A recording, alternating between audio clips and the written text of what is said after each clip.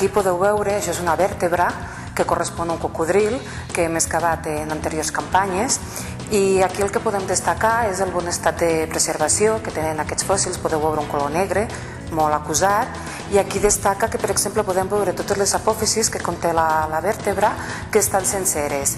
Aquí veieu les laterals, i també una altra característica és que en el cos vertebral està sencer i que les dues cares, una és còncava i l'altra és convexa, que això en diem que és procèlica, la vèrtebra. Aquí també podeu veure en aquesta vista que també, gràcies a conservar-se les apòfisis, tenim el canal neural també ben preservat.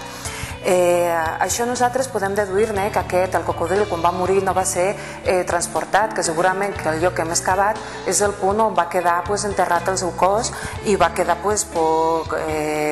per aquestes causes, va quedar ben preservat.